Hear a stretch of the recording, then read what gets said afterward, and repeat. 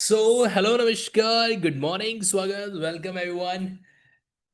Today आज एक बड़ा ही प्रैक्टिकल सेशन जो है मैं आपके बीच में डील करने जा रहा हूँ।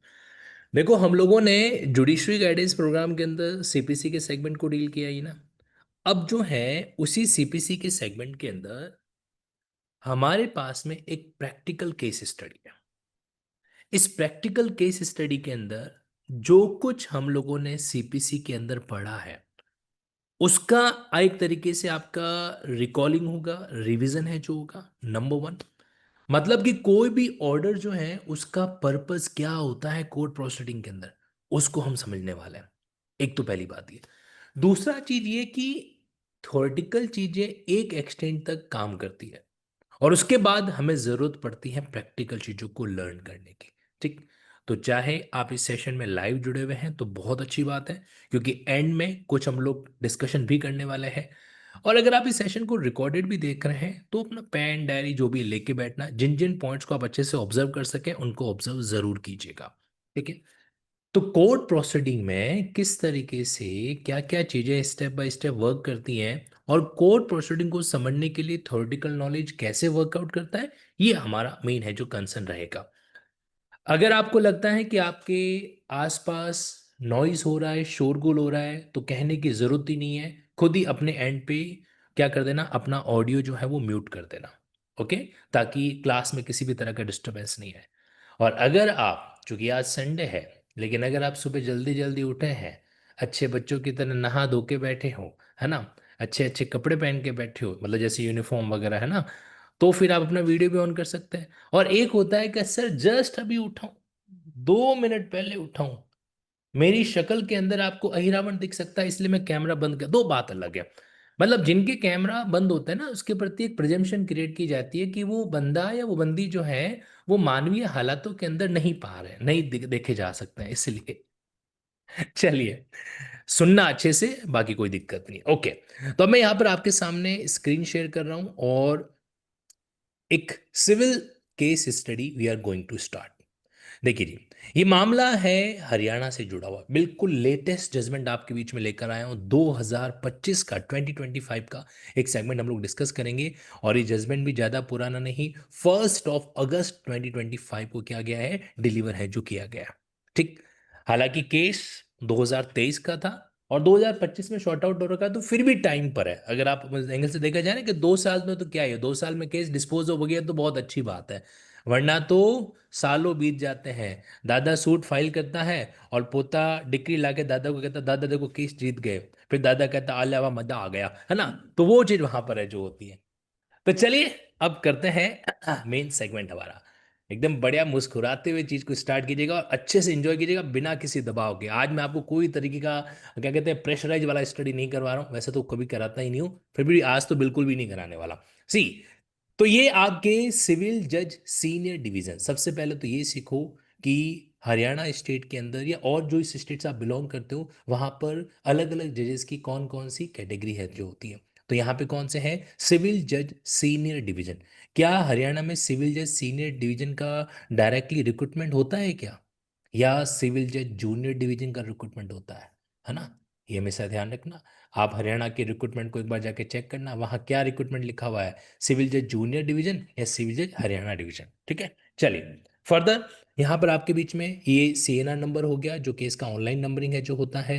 केस नंबर दे रखा है जो मैनुअल दर्ज करा रखा है, जजमेंट की डेट है। ये केस किससे संबंधित है, इसको हटा दीजिए, यहाँ पर गलत मेंशन है ये, इसको लिव इट कीजिए। तो ये केस है रेवेन्यू रिकॉर्ड्स में करेक्शन को लेकर। रेवेन्यू रिकॉर्ड्स में करेक्शन के रिगार्डिंग जो है एक डिक्लेरेटरी सूट है जो फाइल किया गया और साथ में मैंडेटरी इंजंक्शन जो है वो कोर्ट से मांगा गया है। देखो, डिक्लेरेटरी सूट जो है वो जनरली आपके स्पेसिफिक रिलीफ एक्ट 1963, उसके अंदर एक सेक्शन आता है, सेक्शन नंबर 34। जिन जिन कैंडिडेट्स को पता है मेरे साथ साथ बोल सकते हैं। तो एक तो वहां पे अपन क्या करते हैं, डिक्लेरेटरी सूट है जो कोर्ट से फाइल करते हैं ताकि किसी भी लीगल राइट को या आपका जो लीगल स्टेटस है उसको आप कोर्ट के जरिए एक्नॉलेज है जो करवा सकें। तो ये एक तरीके का डिक्लेरेशन लेने का तरीका होता है किसके संबंध में, या तो आपका कोई भी लीगल राइट और या फिर आपका कोई भी लीगल स्टेटस। ये पीडीएफ मैं आपको डेफिनेटली शेयर करूंगा। ओके। दूसरा एक होता है जब आप क्या करते हो, मैंडेटरी इंजेक्शन है जो क्लेम करते हो। तो मैंडेटरी इंजेक्शन यानी कि हम सीपीसी में जाएंगे, सही बात है भाई। मैंडेटरी इंजेक्शन अगर अपन को चाहिए तो हम सीपीसी के अंदर ही तो जाएंगे। तो वहाँ पे टेम्परेरी नहीं, हम सीपीसी में नहीं जाएंगे। हम जाएंगे स्पेसिफिक रिलीफ एक्ट के ही स्पेसिफिकली सेक्शन 38 के अंदर, है ना, जो कि इंजेक्शन प्रिवेंटिव रिलीफ है जो प्रोवाइड करता है। एसआरए के अंदर आपके दो तरीके के रिलीफ होते हैं, एक होता है स्पेसिफिक रिलीफ और दूसरा होता है प्रिवेंटिव रिलीफ। प्रिवेंटिव रिलीफ का मतलब होता है इंजेक्शन के जरिए, और मैंडेटरी इंजेक्शन का मतलब एक तरीके से आपसे कोर्ट, आप कोर्ट से क्या करा रहे हो, एक तरीके से डिक्री है जो करा रहे हो, परपेचुअल इंजेक्शन का पार्ट है जो होता है ये। ठीक है। तो यहाँ पर आप कोर्ट से जो है, तो ये भी आपके एसआरए का ही पार्ट है। एसआरए का ही जो प्रिवेंटिव रिलीफ का पोर्शन है वहां पर आपको देखने को मिलेगा, एक टेम्पररी इंजेक्शन होता है, एक परपेचुअल इंजेक्शन होता है, एक मैंडेटरी इंजेक्शन होता है। मैंडेटरी इंजेक्शन के अंदर कोई चीज करवाने के लिए, आपको पता है ये जो वर्ड है ना मैंडेट, ये मैंडेट जैसी एक रिट भी होती है, कोई नाम बता सकता है? वहां पे हमारे पास में ग्रिट है जो होती है मैंडेमस सर। मैंडेटमस। तो मैंडेटमस। Mandamus mandamus. का जो रिट है ना, वो क्या कहता है, क्या कहते हैं इसको हिंदी में, क्या वर्ड यूज करते हैं अपन? परमादेश। आदेश के साथ में परम को जोड़ दीजिए, परमादेश वाला सेगमेंट यहाँ पर एप्लीकेबल होता है। खैर चलिए, तो रेवेन्यू रिकॉर्ड्स के अंदर ये कुछ करेक्शन है जो कराना चाह रहे हैं, या फिर एक तरीके से जो है इसको डिक्लेयर कराना चाह रहे हैं, इसलिए सूट एरर फाइल किया। अब देखो पहली हियरिंग के अंदर क्या हुआ, आइए समझते हैं।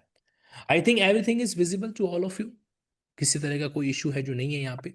यस तो sir, all good. Bhagwan yes Singh yes versus yes state sir. Of Haryana, Bhagwan Singh versus state of Haryana, यानी कि ये एक ऐसा सूट है जो किसके खिलाफ फाइल किया गया है, किसी भी सरकार के खिलाफ, यानी कि गवर्नमेंट के खिलाफ फाइल किया गया है। तो जब भी कोई गवर्नमेंट के खिलाफ सूट फाइल करते हो तो सीपीसी पे कौन से प्रोविजन हमको ध्यान में रखने पड़ते हैं? देखो, सेक्शन 79 से लेकर 82, ये हमारी जानकारी में होना चाहिए, जहां पर आप लोगों को 2 महीने का नोटिस, 3 महीने का एग्जीक्यूशन पीरियड, प्रिविलेज वगैरह सब कुछ दे रखा है। और साथ ही साथ में सीपीसी का एक ऑर्डर भी है, कौन सा ऑर्डर है? CPC order number, 27 sir. CPC का ऑर्डर नंबर 27। ठीक है। अब देखो, पढ़ा बहुत है, नोट शानदार बनाए, लेकिन सही टाइम पर अगर वो पिंच नहीं कर पा रहे हो ना, तो इसका मतलब अभी तक कुछ अधूरा है। अब इस केस में क्या हुआ, प्लेंटिफ यानी कि वादी, उसकी तरफ से एडवोकेट साहब है, काउंसिल है उनके मंजीत जी सिंधु। तो इन्होंने जो है क्या फाइल किया होगा सूट इंस्टीट्यूट कराने के लिए? प्लांट फाइल किया होगा। क्या फाइल किया होगा? प्लांट जो है इन्होंने फाइल है जो कर रखी है। देखो सीपीसी के मेरे जितने भी लेक्चर्स हैं ना, आप लोग मेरे साथ साथ क्लासेस पूरी करने के बाद में ये मत सोच लेना कि सीपीसी पे कमांड बन गई है, आपको वो सेशन कम से कम एक बार वापस देखने हैं। ओके। जुडिशरी गाइडेंस प्रोग्राम के जितने भी कैंडिडेट्स हैं, जितने भी स्टूडेंट्स हैं, बहुत ध्यान से सुनिएगा। आप लोगों को मेजर लॉ का हर सेगमेंट कम से कम 2 बार तो देखना ही चाहिए। ओके। एक बार आप लोगों ने मेरे साथ में पढ़ा है, एक बार जो चीज़ें हैं उनका वापस रिकॉर्डेड वर्जन देखोगे ना, तो आपका समय कम लगेगा और वो माइंड में अच्छे तरीके से कैप्चर होगी। अपनी ज़िंदगी के अंदर एक बात बहुत अच्छे तरीके से गांठ बांध लेना, जो कुछ आप सीख रहे हो ना, वो आपके इस लाइफ के एंड स्टेज तक वर्क करेगा। और एक चीज और, वास्तविकता को स्वीकार कर लो, गवर्नमेंट जॉब की तैयारी कर रहे हो, लेकिन आप लोग कोई ग्रांटेड इंसान नहीं हो, ब्लेस्ड इंसान नहीं हो कि हाँ सर तैयारी किया तो सिलेक्शन 100% होगा, है ना। अनिश्चितता भी लाइफ के अंदर होती है। तो अगर कुछ टैलेंट होगा, अगर कुछ लॉ के ऊपर कमांड होगी, तो 2 पैसे कमा के जिंदगी चला पाएंगे। और रट्टू तोते की तरह अगर चले भी गए, एग्जाम के अंदर फेल होके आ गए, तो जिंदगी बहुत पीछे चली जाएगी। ओके। पीछे चली जाएगी मतलब, आप पिछले 5 साल से तैयारी कर रहे हो, नहीं हो पाया सिलेक्शन, और आपकी तैयारी ऐसी थी जो सिर्फ एग्जाम के लिए ही थी, तो फिर क्या होगा? फिर चले गए ना 5 साल पीछे। इसलिए इसका ध्यान रखना। तो प्लांट हम फाइल करते हैं, प्लांट यानी कि ऑर्डर 7, और प्लांट को ड्राफ्ट करते समय हमें ऑर्डर 7 के साथ साथ ऑर्डर 6 का भी ध्यान रखना पड़ता है। यानी कि एक अच्छे अधिवक्ता को ऑर्डर 6 और ऑर्डर 7 की जानकारी है, तो वो प्लांट को क्या कर पाएगा, ड्राफ्ट है जो कर पाएगा। ठीक है। तो सूट प्रेजेंट किया गया today, suit presented today, it be checked and registered. तो इसको इस तरीके से चेक किया गया एंड रजिस्टर्ड किया गया। तो रजिस्टर्ड करने का मतलब क्या होता है, ऑर्डर नंबर 4 और सेक्शन नंबर 26 वहां पे लिखा हुआ है ना, सूट रजिस्टर्ड करना, इंस्टीट्यूट करना वगैरह वगैरह। और सूट प्रेजेंट कैसे किया जाता है, प्लेंट के जरिए किया जाता है। ठीक है। तो इस तरीके से चेक करने के बाद में, वैसे मैं आपको बताना चाहता हूं, ये कोर्ट के सामने डायरेक्ट हियरिंग नहीं होती है, पहले हम जो है properly drafted plan with due annexure वगैरह जो है, तो जो कोर्ट के बाबू साहब होते हैं उनके पास प्रेजेंट करते हैं, और फिर उनके द्वारा क्या किया जाता है, एक डेट दी जाती है 7-8 दिनों के बाद में, वो ये है। तो notice of the suit be given to the defendant. अब एक्चुअल में क्या है कि लिखा हुआ नोटिस है, बट है एक्चुअल में क्या, ये समन है ये। क्योंकि जो डिफेंडेंट को हम ऑर्डर नंबर 5 में भेजते हैं उसके लिए क्या वर्ड यूज किया जाता है, समन।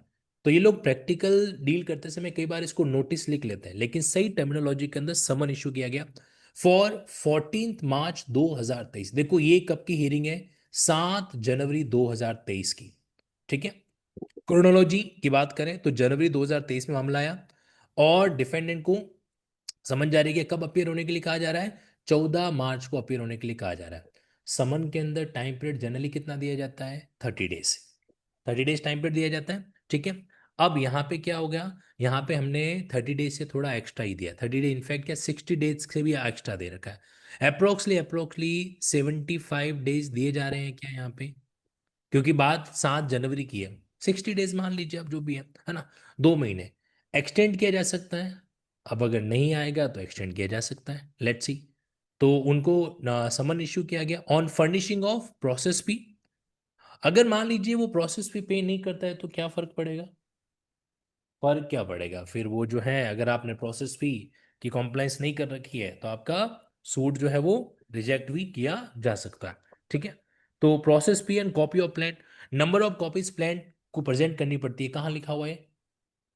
अगर आपका सूट मान लीजिए प्लांट एडमिट कर दी जाती हैं, तो आपको जितने नंबर ऑफ डिपेंडेंट है उतनी number of copies with process भी करना पड़ता है। ये फॉर्मेलिटीज कहाँ दे रखी है, ये फॉर्मेलिटीज ऑर्डर नंबर 7 के रूल नंबर 9 में दे रखी है। ऑर्डर नंबर 7 रूल नंबर 9, क्या करना, इस तरीके से प्लान को जब आप एडमिट कर रहे हो तो आपको number of copies of plan करनी पड़ेगी, निकालो सीपीसी।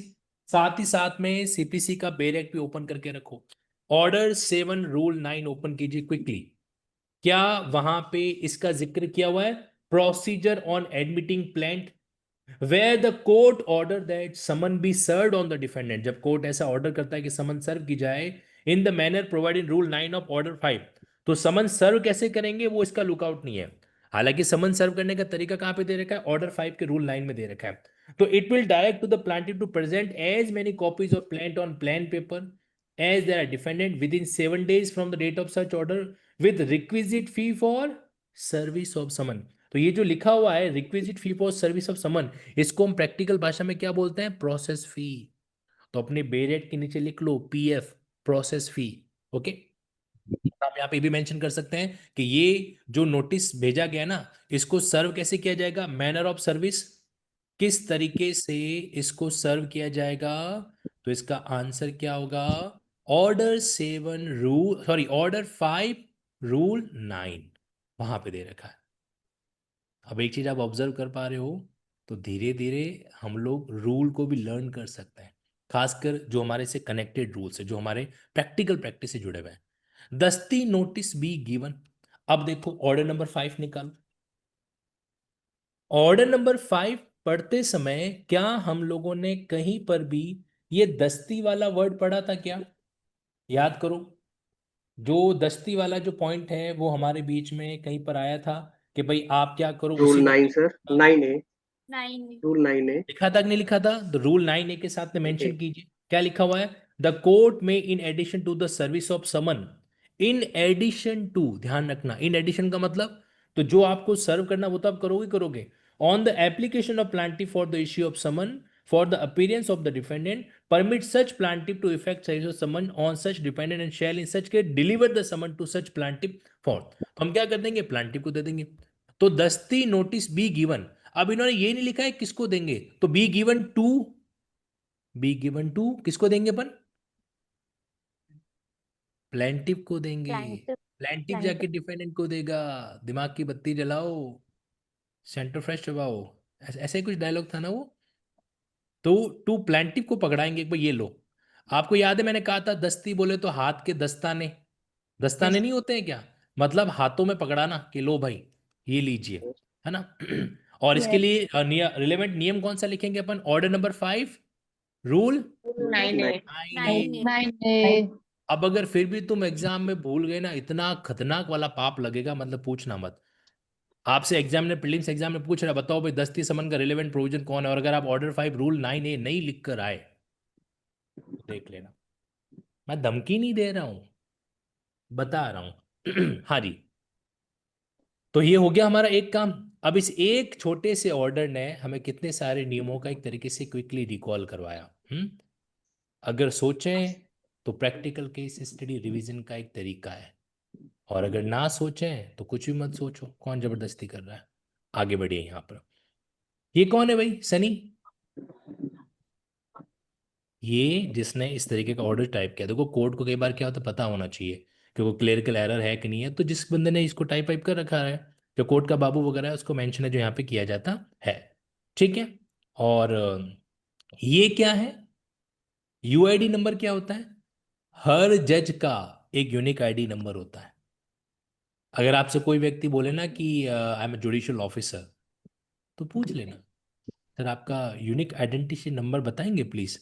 अगर बताया तो अच्छी बात है, नहीं बताया तो समझ जाओ दाल में कुछ काला है, लेकिन सोच समझ के पूछना, है ना। नाउ आगे बढ़ते हैं यहां पर अपन। अब आती है अगली डेट। नेक्स्ट डेट कब दी थी इसने? 14 मार्च को। अब हम सीधा जंप मार के आ रहे हैं 14 मार्च।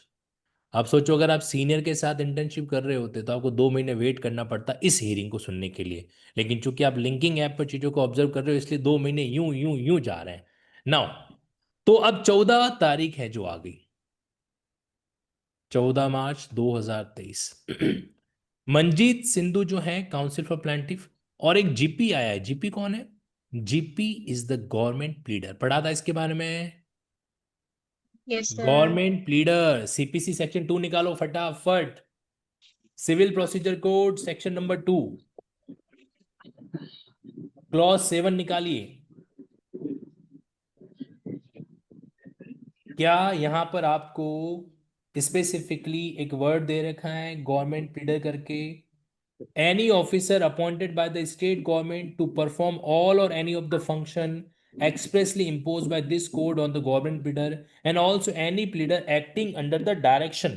तो जिसको हमने सरकार के कामकाज के लिए इसको कर रखा है वो, और जो उसके डायरेक्शन में वर्कआउट करता है। देखो अगर आप ध्यान से देखोगे ना तो आखिरी लाइन याद रखना, also any pleader acting under the direction of government pleader, उसको भी अपन क्या बोल रहे हैं?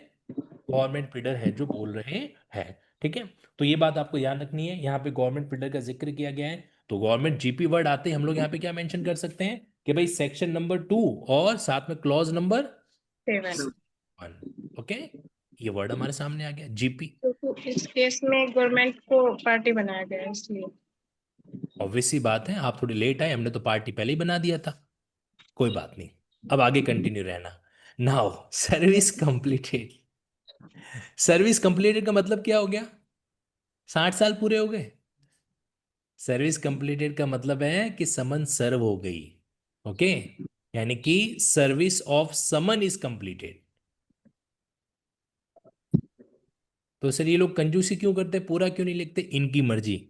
हमें सीखना है ना, तो ये लोग हमको जैसा सिखाएंगे वैसा सीखना पड़ेगा।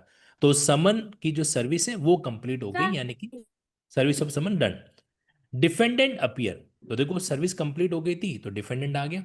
Defendant appear in pursuance of summon issued upon them Shri Narendra Kumar जो कि GP appeared on behalf for behalf of defendant. Behalf for defendant होना चाहिए था, कोई बात नहीं, यहाँ मिसिंग है।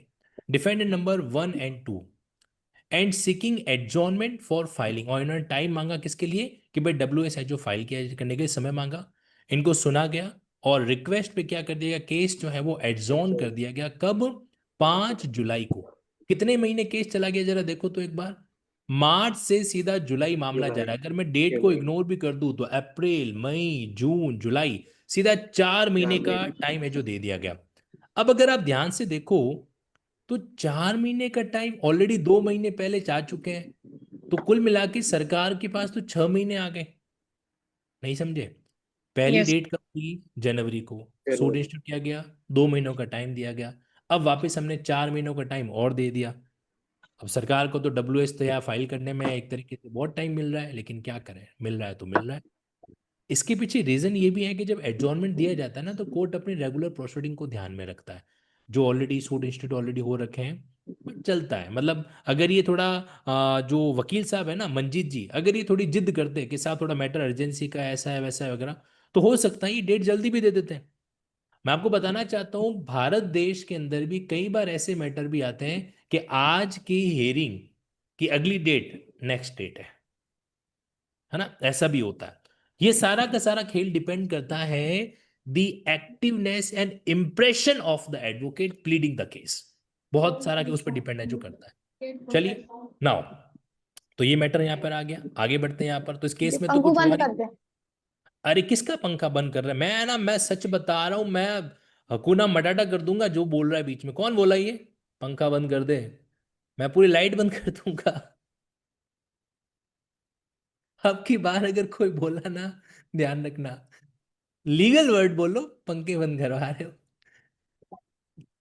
आपको पता है जब कोर्ट प्रोसीडिंग चल रही होती है और आप बीच में कुछ भी बोल गए तो वो कोर्ट प्रोसीडिंग में तो खतरनाक सीन हो जाता है। मैं तो बहुत भोला भाला हूं, मैं क्लास प्रोसीडिंग इनिशिएट ही नहीं कर रहा हूं आपके खिलाफ है। चलो आगे बढ़ते हैं। Now we have another part. अब आ जाते हैं अपन सीधे 5 जुलाई को, 4 महीनों का टाइम एक्सटेंशन। 5 जुलाई 2023। सी, अच्छा देखो, अभी तक केस है ना एक ही मैडम के पास चल रहा है, जो ये जज साहिबा है दीप्ति जी, तो इन्हीं के पास केस चल रहा है ना। एसीजे एडिशनल सिविल जज हो गए अपने, ये सीनियर डिवीजन हो गए यहाँ पे, और कंटिन्यू चल रहा है। अब 5 जुलाई को क्या होता है, लेट्स सी। दोनों आए, मंजीत सिंधु भी आए और साथ ही साथ में जो है नरेंद्र कुमार भी आ रखे हैं। रिटर्न स्टेटमेंट नॉट फाइल, 4 महीनों के बाद भी सरकार की तरफ से जवाब नहीं आया। तो फिर क्या हुआ, फिर रिक्वेस्ट की गई नरेंद्र कुमार जी के द्वारा, और उनको हमने अगली डेट है जो दे दी for filing the WS on behalf of defendant. It shall be the last opportunity, ये आखिरी अपॉर्चुनिटी है। लेकिन आपको पता है आखिरी अपॉर्चुनिटी में भी दो चीजें होती है। कई बार स्टूडेंट क्लास में हाथ खड़ा करता है कि सर एक सवाल पूछना है, पूछा, सर एक लास्ट सवाल और पूछना है, फिर लास्ट वाला पूछने के बाद सर ये आखिरी, ये पक्का वाला लास्ट है जो होता था, ऐसा भी कई बार आपको देखने को मिलेगा। तो कोर्ट के अंदर भी ये चीज है। चलो भाई WS फाइल नहीं किया, अच्छा WS फाइल नहीं किया, तो वैसे नॉन कॉम्प्लायंस के प्रोविजन भी होते हैं, पता है ना आपको? कौन से ऑर्डर में होते हैं? Order order number 8। 9 8। Order number 8 में चलते हैं अपन। निकालो CPC।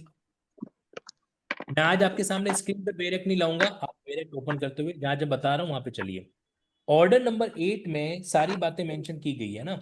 अब आप सीधा रूल नंबर 10 पे आ जाइए। क्या लिखा हुआ है रूल नंबर 10 के अंदर? प्रोसीजर वेयर डब्ल्यू एस जो है वो fail to present the WS, where any party from whom WS is required under rule 1 और रूल 9। एनी पार्टी क्यों? डिफेंडेंट से ही तो मंगवा रहा है। कई बार क्या होता है, डिफेंडेंट अपना जवाब पेश करता है, उसके बाद में वापस रिप्लिकेशन फाइल की जाए, या फिर मान लीजिए कोर्ट जो है वो प्लान्ड एक बार ही होती है, बाकी आप जो भी सब्सिक्वेंट चीजें फाइल करते हो ना वो एडिशनल WS कहलाता है। ये बात ध्यान रखना, कभी भी एडिशनल प्लान्ड फाइल की गई ऐसा कभी नहीं होता है। लेकिन आपने WS फाइल किया, उसके बाद में आप कुछ मैटर आपने स्किप कर दिया, एडिशनल WS फाइल किया जा सकता है। कई बार कोर्ट खुद मांग देता है। और या फिर मान लीजिए काउंटर क्लेम किया गया डिफेंडेंट की तरफ से, तो क्या क्या करना पड़ेगा, प्लेंटिफ को WS फाइल करना पड़ेगा। ये वर्ड यूज किया मैंने, समझ में आया आपको? काउंटर क्लेम किया, ऑर्डर रेट रूल 6A, तो काउंटर क्लेम के जवाब में वापस क्या करना पड़ता है, WS फाइल करना पड़ता है। किसको? प्लेंटिफ को। चलिए, तो where any party from whom WS is required under rule 1 और रूल 9। रूल 9 में क्या है, subsequent pleading, fail to present the same within the time fixed, as the case may be, the court shall pronounce judgment against him और make such order in relation जो उसको ठीक लगे, और जैसे ही जजमेंट दिया जाएगा उसके साथ में डिक्री है जो ड्रॉ की जाएगी। तो मतलब यहां पे क्या हो सकता है, अगर ये अगली डेट को भी नहीं आता है तो कायदे से ऑर्डर 8 रूल नंबर 10 क्या कहता है कि फिर भैया हम जो है जजमेंट प्रोनाउंस कर सकते हैं, जजमेंट प्रोनाउंस कर सकते हैं। अच्छा, ये जो एक्सपर्ट। जजमेंट प्रोनाउंस किया जाएगा इसको अपन क्या एक्स पार्टी जजमेंट बोलेंगे क्या? Yes sir. देखो, यस सर। एक्स पार्टी में एक सीन ये होता है कि सामने वाली पार्टी आ ही नहीं रही है। इस वाले केस में ऐसा तो नहीं होगा, यहाँ पर पार्टी तो डब्ल्यू आई है, बट पार्टी जो है वो उससे फाइल नहीं की है, इसीलिए इन्होंने इस यहाँ पे वर्ड एक्स पार्टी लिखा नहीं। हालांकि इसका कॉन्सेप्ट एक्स पार्टी जैसा ही है, क्योंकि आपने डब्ल्यू एस फाइल नहीं किया तो आपको जो है मेरिट बेस पे तो सुना ही नहीं गया। ठीक है, लेकिन ये है ना, ये है पीनल प्रोविजन। रूल नंबर 10 एक तरीके से पीनल प्रोविजन के रूप डील करता है। एक्स पार्टी पीनल प्रोविजन के रूप में नहीं है। एक्स पार्टी तो कोर्ट की प्रोसीडिंग है कि कोर्ट जो है लंबे समय तक किसी के लिए क्या नहीं करेगा, इंतजार नहीं कर सकता। चलिए, तो ऑर्डर 8 रूल 10 याद रखना। अगर नहीं आया है तो क्या करेंगे अपन, एक्स पार्टी जजमेंट करेंगे, जजमेंट को फॉलो करते हुए डिक्री है जो होगी। और प्रोविजन में क्या लिखा हुआ है, no court shall make an order to extend the time provided under rule 1 of this order for filing the W S. अब ये तो अलग चीज आ गई। इसका प्रोविजो क्या कहता है कि कोई भी कोर्ट जो है समय एक्सटेंड करने के लिए make an order to extend the time provided under rule 1। तो ये तो गड़बड़ नहीं हो रहा है। रूल 1 में कितना टाइम दिया हुआ है, देखते हैं कौन इंटेलिजेंट है क्लास के अंदर। रूल 1 में टाइम दे रखा है 30 days. 30 days। Let me check कौन सही जवाब देता है। आ जाओ सामने, फटाफट कैमरा ऑन करो एवरीवन। अब मुझे एक बात बताइए, रूल नंबर 1 में 30 डेज दे रखा है, अधिक से अधिकतम उसको कितना एक्सटेंड कर सकते हैं, 90 डेज। 90 days। इस वाले केस में कितना हो गया, पहले 2 महीने दिए, जनवरी से मार्च तक। जिसका कैमरा ऑन नहीं उससे मैं पहले पूछूंगा, सुन लो ध्यान से। ये हमारे सुधा जी, सैनी जी, तृप्ति जी, अनीता जी, कनक शर्मा जी, गौरव शर्मा जी। हाँ, ओके। तो 30 डेज दे रखा है और एक्सटेंड किया जा सकता है 90 डेज, बराबर। इस वाले केस में जनवरी से मामला चल गया मार्च के अंदर, मार्च से मामला चल गया जुलाई के अंदर, इतना ऑलरेडी एक्सटेंड हो चुका है। तो ये जो हमारा बेसिक टाइम पीरियड था वो तो आगे चला गया। तो आपको नहीं लगता कि जो सीपीसी के प्रोविजन इसकी तो नॉन कॉम्प्लाइंस होगी? अच्छा, ऊपर से जो ऑर्डर 8 का रूल 10 है वो तो नई बात ही कह रहा है। Order 10, sorry, order 8 rule 10 proviso, वो क्या कह रहा है, कोई भी कोर्ट टाइम एक्सटेंड नहीं करेगा। तो आपको नहीं लग रहा है कि सीपीसी में कुछ लिखा हुआ है, प्रैक्टिकली कुछ हो रहा है? क्या नहीं सर, किसी के माइंड में ऐसी खलबली आ रही है? सर जो केस के अंदर टाइम दिया गया था, बाद वाले जो 4 मंथ दिए गए थे, वो रिटन स्टेटमेंट फाइल करने के लिए, मतलब एडजोर्नमेंट का टाइम था वो, तो वो इसमें तो हाँ, काउंट होगा ही नहीं ना। चलो ठीक है, एक आंसर लॉक कर दिया गया। और कोई, एनीवन? सर रूल 1 में लिखा हुआ है from the date of service of summon on him. Summon भी सर्व हो गई। उस डेट से काउंट होगा तो आई थिंक समन भी सो। सर्व, अच्छा एक काम करो, आप मार्च से काउंट कर लो, तो भी मार्च, अप्रैल, मई, जून, जुलाई, 120 दिन हो गए। हाँ, four sir months. W fail हो रहे हैं फाइल आई करने में तब अप्रिशिएट योर क्या होगा? Observation Bhardwaj ji, I appreciate. But serve भी कर लो, वहां से भी ज्यादा हो रहा है। और बताओ। सर वो जब अविनाश आया है अग्निहोत्री ना जी, आप सेकंड टाइम, खामोश वहां कैसे से बैठे हो? वापस काउंट करेंगे सर तो। डब्ल्यू एस फाइल के टाइम पे देखेंगे ना सर, जब डब्ल्यू एस फाइल उनसे फेल हो रहे हैं उस टाइम से सर। चलिए, सरकार मैं ही को आंसर जब दे देता हूँ। सरकार को हाँ, जब एक समय दिए जाते हैं कि उपस्थित होने के लिए, ऐसा कुछ था सरकार के बारे में? सरकार को एक्स्ट्रा टाइम दिया जाता है। एक्स्ट्रा टाइम नहीं दिया जाता है, पर उनको उपस्थित होने में कुछ समय दिया जाता है, रिलीफ। फिर जब वो वापस कहाँ अपीयर लिखा होता हुआ है। है? सरकार के लिए कुछ अलग सा कहाँ वो लिखा है। हुआ है? ऑर्डर 27 आपके सामने, where is the provision, Anita ji? फिर जब वो एक बार उसको टाइम दिया है एडजोर्नमेंट रिटर्न स्टेटमेंट फाइल करने का, वो आ गया है, फिर उसने वापस टाइम मांगा है ना, तो वहां से वो वापस टाइम रिकाउंट होगा। कहाँ लिखा है? मर्जी से ही, मतलब मेरी मर्जी, मैं गोविंदा है, मैं कुछ भी बोलेगा, कहाँ लिखा हुआ है? न्यूज मतलब वापस टाइम काउंट होगा वहां से 3 महीने। ये तो ठीक है। मतलब एक स्टूडेंट 2 महीने की छुट्टियों पे चला गया, फिर आया, सर अब मेरा कोर्स का टाइम आज से काउंट होगा। एक बात हमेशा याद रखना, जो चीज हमने कानून में नहीं पढ़ी प्रिज्यूम मत करो। ये हमेशा हमारा बेड़ा गर्क करता है। चाहे वो प्रिया जी का आंसर हो, चाहे अनिता जी का आंसर हो। प्रिया जी, आप कह रहे हो कि सरकार को जो है थोड़ा टाइम लगता है। हमारे बेरेक में कहाँ लिखा हुआ है भाई? कहीं लिखा हुआ है कि अगर ऐसा होता तो लिखा था in case of government defendant additional time may be granted. चलिए, करेक्ट आंसर था गुड़िया रानी जी का। कैसे था? वो ऐसे होगा। गुड़िया रानी जी खुश हो गए, अरे वाह मजा आ गया, आज तो मेरा आंसर सही रह गया। एक्चुअल में क्या होता है कि इन्होंने WS फाइल करने के लिए कोई पीरियड तो दिया ही नहीं, इन्होंने तो एडजॉर्नमेंट दिया और इंस्ट्रक्शन दिया। अगर ये लिखा रहता कि you need to file the WS within 60 days, तो फिर आप उस टाइम को मैक्सिमम एक्सटेंड कितना कर सकते हो, 90 डेज। एक्सटेंशन कब होता है, जब टाइम दिया जाए तभी तो एक्सटेंशन होगा। मुझे बताओ, ये बड़ा आपके सामने, इसमें कहीं पर भी क्या टाइम पीरियड दिया गया है क्या? ये मैं ऊपर लेके आ जाता हूं वापस आप लोगों को, यहां पर सर्विस, दिस वन, ये नोटिस हमने सर्व किया, यहां तो कुछ हुआ ही नहीं, ये सर्विस कंप्लीट होगी, डिफेंडेंट अपीयर और seeking adjournment for filing the WS, तो उसने टाइम मांगा एडजॉर्नमेंट फाइल करने के लिए। यहां पर कहीं पर भी पीरियड ग्रांट करने की तो बात हुई नहीं। इसमें क्या लिखा, केस इज एडजॉर्न, या एक होता है ना, defendant is directed to submit the WS within next 30 days. तो जब टाइम इन दिया गया है तो एक्सटेंड करने की बात नहीं रह जाती है। हालांकि अगर आपको सच बताऊं ना, तो ये एक पतली गली है कोर्ट प्रोसीडिंग की। जुडिशियल ऑफिसर भी जानते हैं कि किस तरीके से हमको समय से बदना है जो होता है। एक रील बड़ी वायरल हुई थी, अगर आप लोगों को ध्यान हो तो, हाई कोर्ट की जज साहिबा थी और उनके सामने एक लेडी एडवोकेट, एक यंग लेडी एडवोकेट है जो डील कर रही थी, और वो कोर्ट के सामने आके क्या कहती है कि may kindly lordship may kindly grant extension, yes sir. Lordship may kindly grant extension. ये देखा होगा शायद आप लोगों ने किसी उसमें। तो एक्चुअल में उन्होंने डांटा उसको, उस लड़की को, बोला कि एक्सटेंशन चाहिए या एडजॉर्नमेंट चाहिए। तो उन्होंने समझाया एक्सटेंशन तब होता है जब कोई एग्जिस्टिंग पीरियड हो, है ना, और एडजॉर्नमेंट कब होता है, आप नेक्स्ट डेट मांग रहे हो तो उसको एडजॉर्नमेंट बोलेंगे अपन। ओके, चलिए मूविंग अहेड। सर तो इसीलिए रूल 10 का प्रोविजो इस केस में एप्लीकेबल नहीं हो रहा है। हारी, आई हैव अ क्वेश्चन। वो हैव अ ये फिर क्वेश्चन। शिवानी सौराष्ट्र जी, हारी। सर अगर इसमें लिखा हुआ नहीं, मेंशन नहीं कोई नेक्स्ट डेट प्रॉपर तरीके से कि तब तक आपको देना है रिटर्न स्टेटमेंट, तो हम कभी तक भी दे सकते हैं ना इसमें, नहीं, ये कभी टाइम तक नहीं दे पीरियड। सकते। इसमें क्या होता है, जहां कुछ भी मेंशन नहीं होता है तो एक रीजनेबल टाइम एक्सपेक्ट किया जाता है, बट चूंकि यहाँ पे डेट ऑलरेडी है ना, एक्चुअली शिवानी जी, ये है ना, ये कानून का एक लूप होल यूज किया जा रहा है, ये तरीका सही तो नहीं है।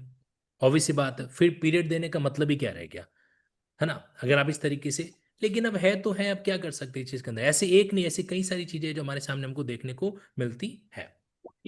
Okay, moving ahead. प्रैक्टिकल में और थ्योरी में यही एक सबसे बड़ा अंतर होता है। थ्योरी अपने आप को कन्फाइन रखती है, प्रैक्टिकल में लोग वकील है जो कई रास्ते निकाल देते हैं, कई बार जज साहब भी निकाल देते हैं। चलिए, अब लास्ट अपॉर्चुनिटी दी जा रही है, अगर नहीं होगा तो उसके बाद ऑर्डर इट रूल 10 की कार्रवाई है जो की जा सकती है, बट लेट्स सी लास्ट का भी लास्ट ना हो जाए। ओके, तो भगवान सिंह वर्सेस स्टेट, अगली डेट कौन सी थी हमारी, ये वाली, ये आ गई 27/10/2023 को। केस की हियरिंग को अभी तक कितना टाइम हो चुका है, अप्रोक्सली ये 10वां महीना है। जनवरी में फाइल हुआ था केस, 10वां महीना है जो आ गया। ठीक, क्लाइंट बार बार वकील से पूछ रहा है, साहब मेरे केस में क्या हुआ, मेरे केस में क्या हुआ। वकील एक ही जवाब दे रहा है, नोटिस गया है, नोटिस गया है। क्लाइंट पूछ रहा है, कितने नोटिस गए वकील साहब, फीस तो मैंने आपको दे दी। तो ये कारण होता है। अब क्या उसको समझा नहीं सकते ना कि सामने वाले ने टाइम मांग लिया है, वो कर दिया है, वगैरह वगैरह, है ना। तो वकीलों का भी अपना दर्द अपनी जगह पर है। देखो अब यहाँ पर क्या आया, प्रदीप कुमार गवर्नमेंट प्लीडर आ गया अलॉन्ग विद श्री अमन। अमन क्या है यहाँ पे, आई थिंक पटवारी है, लैंड रिकॉर्ड का मामला है ना, तो जो पटवारी साहब है वो पधारे हैं यहाँ पे। ठीक है, आपको पता है ना, आपके लैंड रिकॉर्ड्स में चेन होती है, जिला कलेक्टर, डिस्ट्रिक्ट कलेक्टर, उसके नीचे फिर हमारा SDO, सब डिविजनल ऑफिसर, तहसीलदार, फिर पटवारी, फिर एक रेवेन्यू इंस्पेक्टर का और पद होता है। ये सारे के सारे कौन है, एग्जीक्यूटिव्स कहलाते हैं, कार्यपालिका कहलाते हैं। चलिए, नाउ अब ये कह रहे हैं फाइल पुट अप बिफोर मी, मैडम छुट्टी पे चले गए, हाँ मैडम छुट्टी पे चले गए, दीप्ति मैडम जी जो है वो छुट्टी पे चले गए, तो केस किसको आ गया, जो लिंक मजिस्ट्रेट का मतलब होता है, जब एक मजिस्ट्रेट लीव पे रहता है तो उनका कामकाज जो दूसरा मजिस्ट्रेट संभालता है, उसके लिए हम जनरली वर्ड यूज करते हैं लिंक मजिस्ट्रेट। ठीक है, तो file put up before me being link magistrate as miss Deepti. अच्छा देखो, पता है ये इंटरव्यू में पूछा जाता है कई बार कि ये लिंक मजिस्ट्रेट का कॉन्सेप्ट क्या होता है, और मैं आपको बता रहा हूँ थ्योरेटिकल पढ़ने वाला कैंडिडेट का जवाब नहीं दे पाएगा, क्योंकि CPC में कहीं नहीं लिखा हुआ, CPC क्या कहीं पर भी नहीं लिखा हुआ कि भाई क्या है लिंक मजिस्ट्रेट। हालांकि यहाँ पे लिंक सिविल जज लिखना चाहिए था क्योंकि केस सिविल का है, बट इट्स ओके।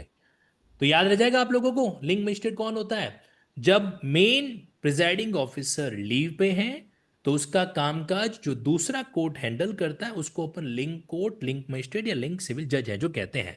ओके, ये इंटरव्यू का क्वेश्चन है, भूलना मत। सर ये link as miss magistrate Deepti किस जो है, हाँ जी, सर ये लिंक मजिस्ट्रेट किस प्रोविजन से है? लिंक प्रोविजन हाई कोर्ट के द्वारा जो बिजनेस डिस्ट्रीब्यूट किया जाता है ना मैडम, तो उस समय चीज को किया जाता है कि अगर कोई लीव पे रहता है, कैजुअल लीव पे रहता है, तो उसका कामकाज दूसरा चलाएगा। तो हाई कोर्ट के वो जो रूल्स हैं उसके अकॉर्डिंग जो बिजनेस डिस्ट्रीब्यूशन वाला चेन होता है उसके अकॉर्डिंग किया जाता है। आप लोग अगर पढ़ेंगे ना बीएनएसएस वगैरह तो वहाँ पे बिजनेस डिस्ट्रीब्यूशन वगैरह का जिक्र किया हुआ है। ओके, तो file put up before me being link magistrate as miss Deepti जो है लर्नेड सीजीएम जो है वो क्या है, ऑन लीव है। कब से कब तक है? 25 से लेकर 27 तक। अच्छा, बस 2 दिन की छुट्टियों पे गए, ओके नो प्रॉब्लम। संजोग से है कि इसकी डेट जो है वो इसी तारीख को आ रही थी ना, 25 से लेकर 27 तक। खैर, तो अब क्या हुआ, authority letter along with written statement on behalf of defendant file, finally WS आ गया। यानी कि इन्होंने ये नहीं कहा कि ये लास्ट सवाल है, इन्होंने लास्ट सवाल का मतलब लास्ट सवाल ही रखा। तो अथॉरिटी लेटर का मतलब जो इनको अथॉरिटी देनी थी, ऑथोराइजेशन जिसको अपन कहते हैं, उसके साथ साथ में डब्ल्यू एस जो है वो क्या कर दिया गया, फाइल है जो कर दिया गया डिफेंडेंट के द्वारा। कॉपी सप्लाइड, इसका मतलब क्या हुआ, जो डब्ल्यू एस फाइल के उसकी कॉपी किसको दी जाती है? प्लेंटिफ।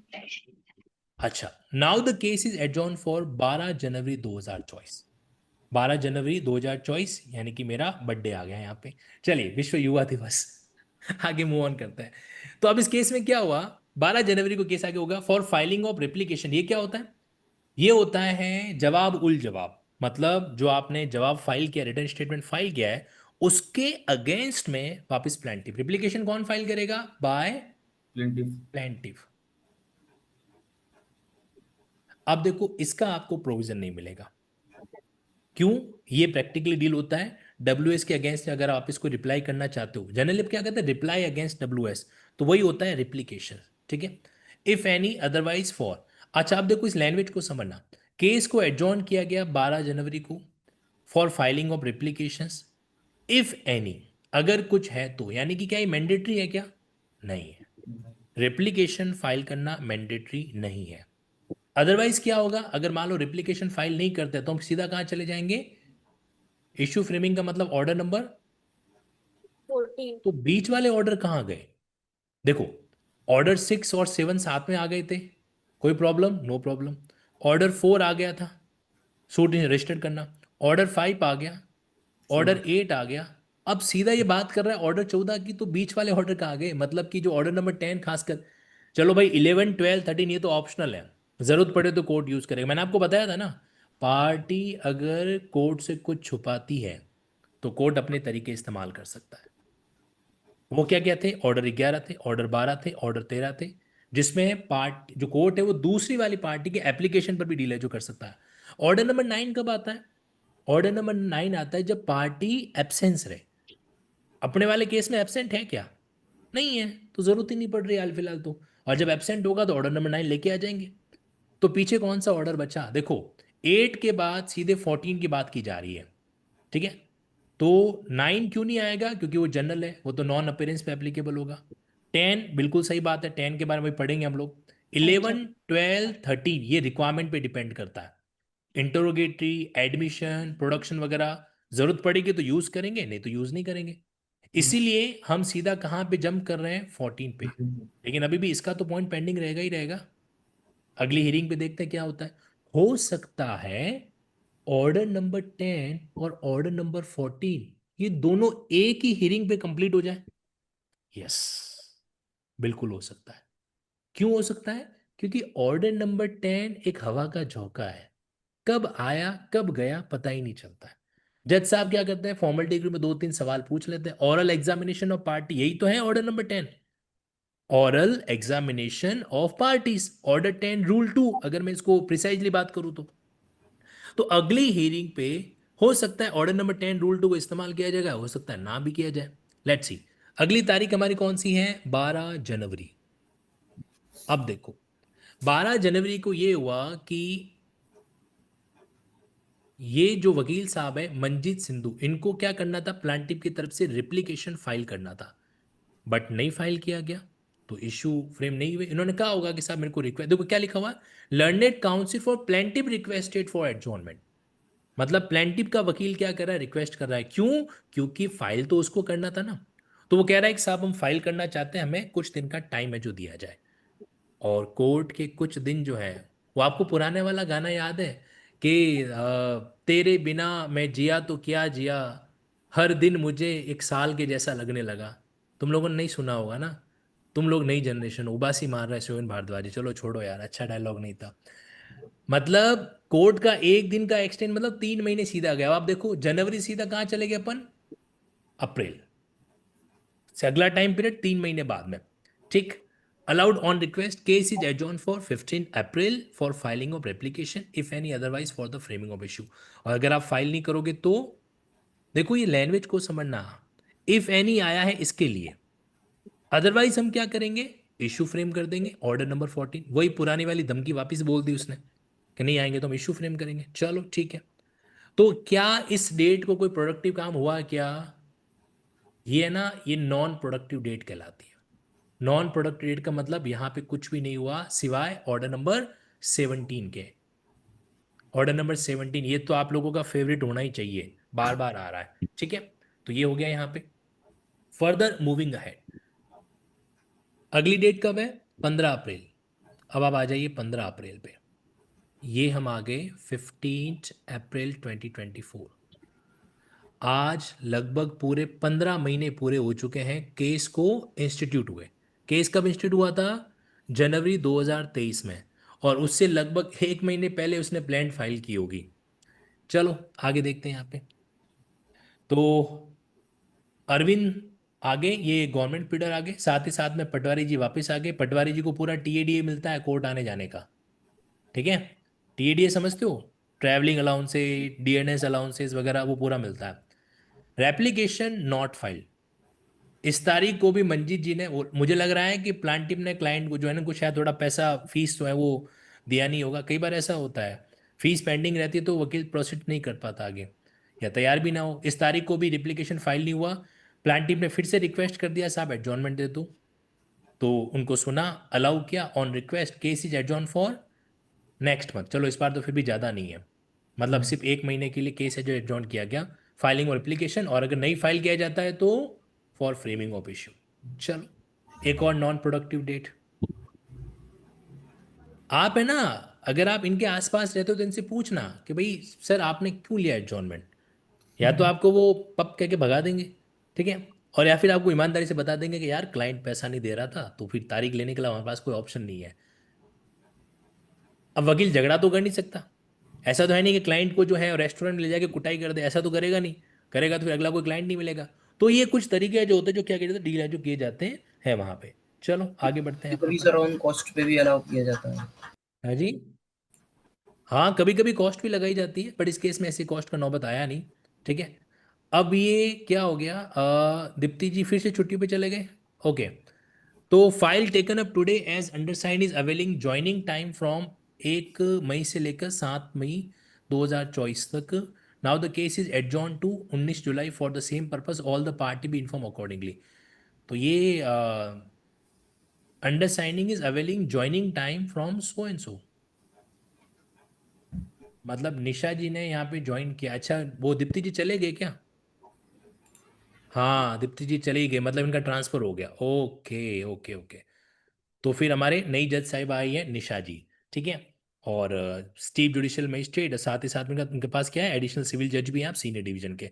ओके, देखो बदलाव आता है, मतलब वकील साहब को भी अलग अलग जज को सुनने का देखने का मौका मिलता रहता है कि हाँ भाई चलो अब नया केस है जो आ गया। अभी तक ये तीसरे जज हैं, बीच में एक और आए थे वो, जब वो दीप्ति मैडम छुट्टियों पे थे, है ना। हाँ, अब पता है वकील है ना, जब बार बार देखते हैं ना, अच्छा मैडम आज छुट्टी पे गए, सर आज छुट्टी पे गए, तो उनका है ना अपने आप वो आइडेंटिफिकेशन भी हो जाता होता रहता है कि आज वो लीव पर हैं वगैरह वगैरह। तो अगर आप कहीं भी जूनियर के रूप में काम कर रहे हो ना, तो अपने सीनियर को एडवांस में बताओ कि सर कल वो जज साहब छुट्टी पे हैं, जज मैडम छुट्टी पे है, तो सीनियर को लगेगा कि हाँ भाई आप हमारे ऑफिस का ध्यान रख रहे हो, है ना। सी Manjeet Sindhu counsel for plaintiff, Arvind ma'am so and so वगैरह वगैरह आ गए। Today the case was fixed for filing WAS। Filing, वही WS कौन सा वाला, रिप्लीकेशन वाली बात हो रही है यहाँ पे। क्योंकि वो जो मेन था वो तो फाइल हो चुका है ऑलरेडी 19 जुलाई को। WS not file, date is requested, heard, request allowed, now the case is adjourn for so and for filing WS on behalf of defendant. अच्छा, या तो इसके अंदर एक चीज गायब हो रखी है, एक ना इसके अंदर पॉइंट उन्होंने मेंशन नहीं किया होगा, माइट बी रिप्लिकेशन फाइल हो गया है, ठीक है, क्योंकि इन्होंने जिक्र नहीं कर रखा है। रिप्लिकेशन फाइल होने के बाद में वापस डिफेंडेंट क्या करता है, टाइम लेता है उस रिप्लिकेशन के अगेंस्ट में अपना WS फाइल करने के लिए। प्लांटिफ ने कुछ कहा तो उसके बाद में WS जो फाइल किया जाता है। तो WS जो है शायद लास्ट हीयरिंग को आ गया होगा, तो इन्होंने जो है इस तरीके से वापस WS फाइल नहीं किया, तो उन्होंने टाइम लिया यहाँ पे, इसलिए लिखा हुआ है क्या, for filing WS on behalf of defendant, right. अच्छा, कई बार क्या होता है, कोर्ट गलती से रिप्लिकेशन के लिए वर्ड WS यूज कर लेता है, ये भी कई बार होता है, बट यहाँ पे ऐसा नहीं है। रिप्लिकेशन लास्ट डेट को फाइल हुआ होगा, इसलिए इस डेट को उन्होंने वापस WS जो मांगा है। तो अभी तो प्रक्रिया वहीं पे चल रही है, ऑर्डर 8 के आसपास ही चल रही है। मुझे बताओ वो कौन सा नियम है ऑर्डर 8 का जो एडिशनल WS के बारे में बात करता है? एनीवन? Rule number 9। 10 में मैडम जी नॉन कॉम्प्लायंस है दुबे साहब। यहां पे क्या होगा, रूल नंबर 9, उसमें लिखा हुआ है, हेडिंग देखो रूल नंबर 9 का क्या मेंशन किया हुआ है, सब्सिक्वेंट प्लीडिंग। तो सब्सिक्वेंट प्लीडिंग कहते हैं, तो सब्सिक्वेंट प्लीडिंग ही तो हो रही है, रिप्लिकेशन फाइल हुआ, उसके बाद में फिर आपने क्या कर दिया, WS फाइल करना चाह रहे हो, चलो ठीक है। Now moving ahead, today the case was fix for filing WS, लेकिन आज भी WS जो है फाइल नहीं किया गया। Date is requested, heard, request allow, now the case is adjourn to 16/10/2024। कितने महीने हो गए, तकरीबन जो है 1 साल 10 महीने हो गए, यानी कि 20 महीने हो चुके हैं केस को इंस्टीट्यूट हुए।